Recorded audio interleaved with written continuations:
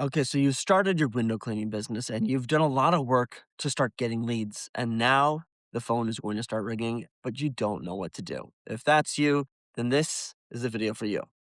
The good news right now is that you don't have to worry very much. The most important thing that you need to do, and always remember this, is answer the phone. Your chances of actually landing the job go down about 80% if you wait more than 2 or 3 minutes to actually talk to them. So if you don't answer the phone right when they're ready, there's a high likelihood that they're going to start calling the next company within a few moments. And 2 minutes later, that customer might be gone. So answer your phone every time. And that's part of why when you start getting busier, you might want to do something similar as me, where I actually use a call service that answers every single one of my phone calls and books the appointments for me. As I mentioned previously, I don't actually answer the phone calls anymore, but I can still give you a good idea of what you need to say and how you need to be. Because I did it for many, many years before I handed that over to anybody else. In addition to that, I also did phone sales before I got into window cleaning. Remember, these are already warm leads. These are people who have, at the very least, seen a sign and they got inspired to actually call you. And at the very most, may have done hours of research trying to figure out who the best options are for getting their windows cleaned. Hopefully, you've done a little bit to warm them up to who you are and a little bit about your company, especially if you direct them to a website or any other place where they can find out a little bit more about you. They called because they actually want help. They want their windows cleaned and they want you to do it. So you don't need to convince them that they need their windows cleaned. You simply need to convince them to an easy yes. Nothing more, nothing less. If you make it too complicated, you're going to lose their attention and they're going to say, I have to think about it. Keep that in mind. Every single question you get started with can be a yes or no question.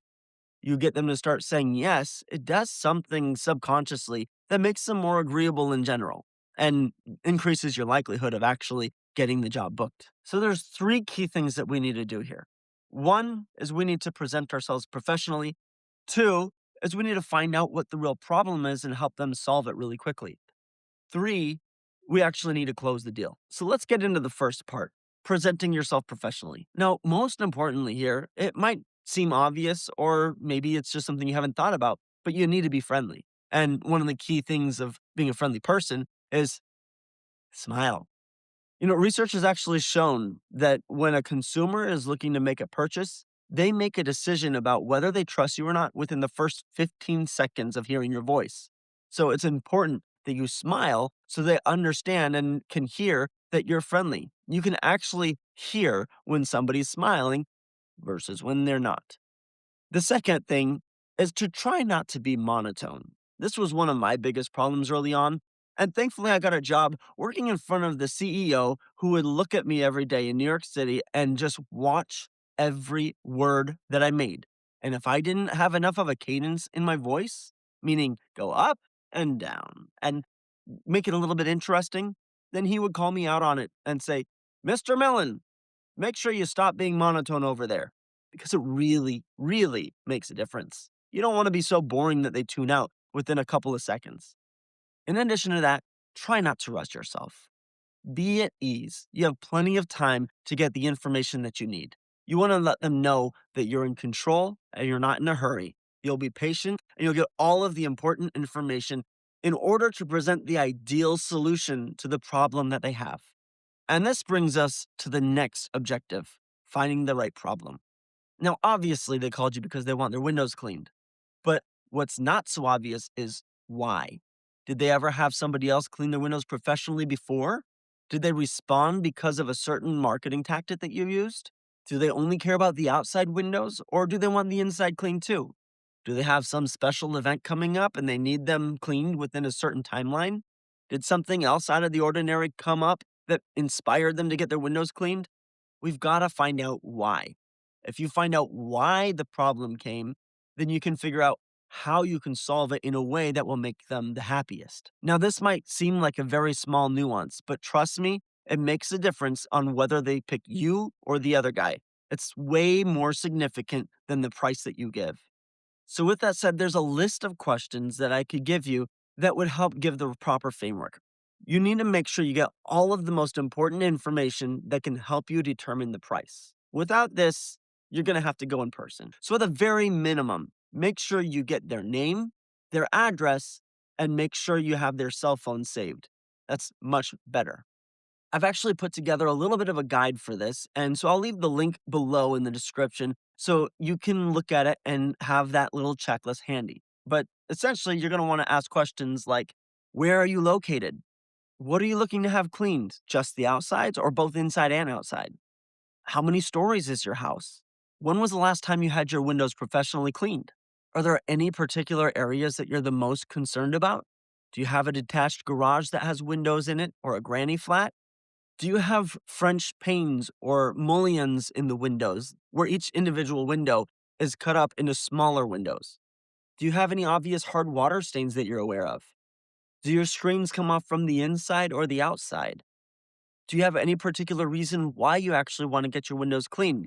Like, do you have an event coming up or a birthday party that you need to be ready for? What's your timeline? Is it needing to be done very soon in a rushed manner?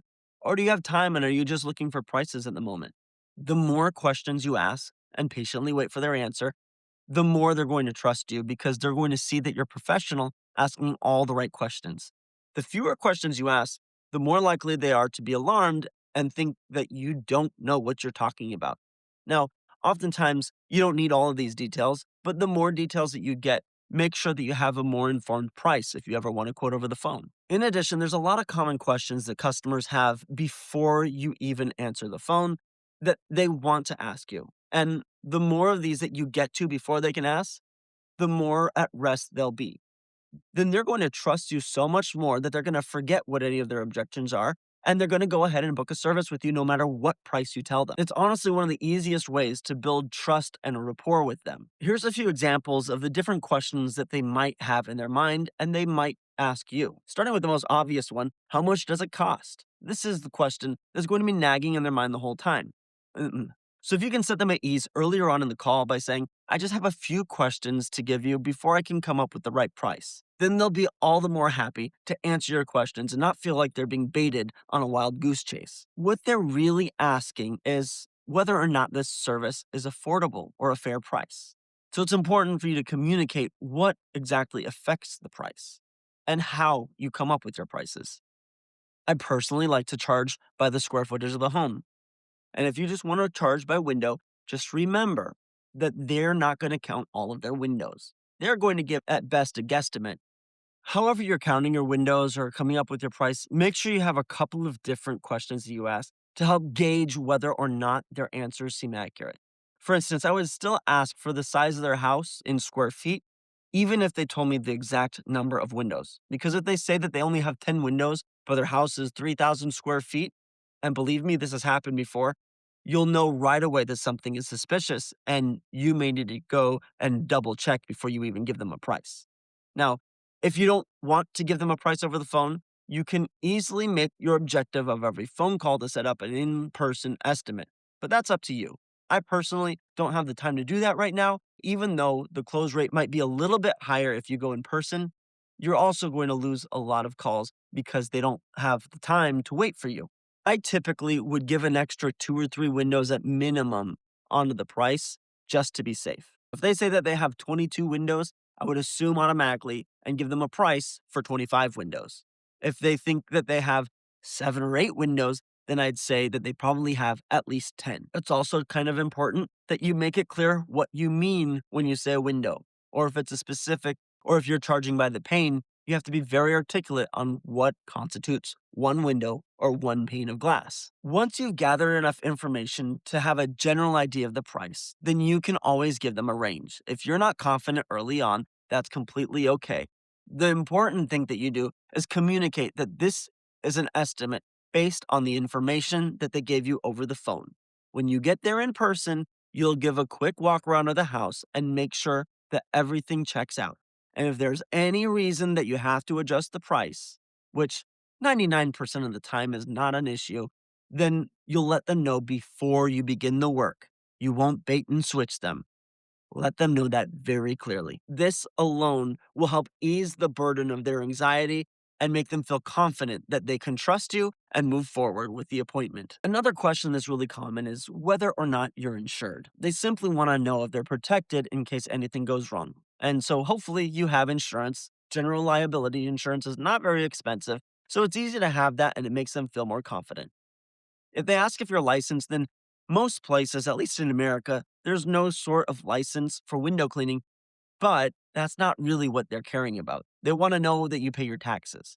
So if you have some sort of local licensing for business sales tax, that is what they're referring to. Not every region has it, and sometimes you'll still get that question even if there's no license to be had.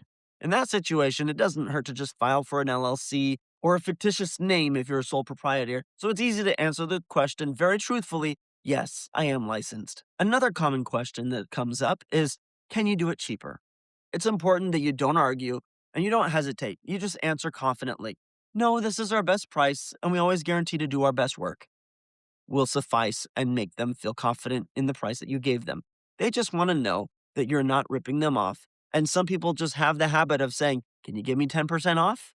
It's just how they roll. But this is also a great opportunity to show them what sets you apart. No, ma'am, we always make sure we do our best, and we've earned hundreds of 5-star reviews because we always do our best. Whatever you used to set yourself apart, it's simply going to make them feel confident that they're not getting ripped off. So let's talk about what actually converts the phone calls into sales or paying customers. They want to do business with somebody that they like, somebody that they trust, somebody that they respect and believe can do a great job. When you come off as confident and friendly and you don't waver with your prices, this checks all those boxes. Remain calm throughout the phone call, even if you might feel a little bit nervous. Just don't rush the pace of things and be careful to ask all of the questions that are important. Set clear expectations. If you don't want to move heavy furniture or breakable items that might be fragile, then let them know up front. If you include the cleaning of screens and tracks and the sills and the frames and anything else you might add to the list, make sure you communicate that very thoroughly. The other guy might have just said he'll clean their windows, and they'll assume that might just mean that he'll only clean the glass. At least if you bring out every other part of the window that you make sure to clean diligently. You can even point this out during the phone call, saying something like, while other window cleaners might just come and clean glass, we actually open each window and relentlessly detail the frames, the sills, and the tracks. You get the idea. It's really helpful if you offer them options. And this comes in line with closing the job at the end of the call. It's helpful even if they only ask for the outside or if they ask for both inside and outside, that you set the prices for both of them. That way they know going forward, if they want to get their windows cleaned again, what might it be if they do the other part?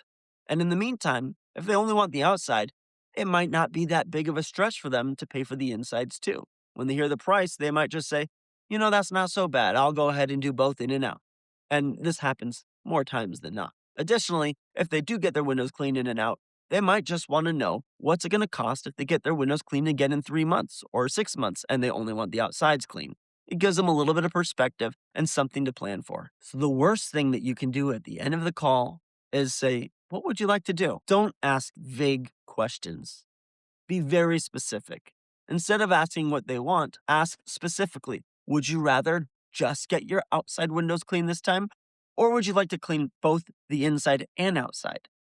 Then they have to make a choice, A or B. No questions left, no uncertain terms about it. Even if they're not really sold on getting their windows cleaned, they'll at least make a decision on which package would work best for them right now. From there, you say, okay, I have time for that next Tuesday at 11 a.m. Notice how I gave an exact time of availability of my next appointment that would fit their time slot. Let them know the price for each service. Ma'am, the price will be $200 for cleaning outside only, and that would include the screens and the exterior frames. Or it would be $375 to clean both inside and outside. And that's the whole thing.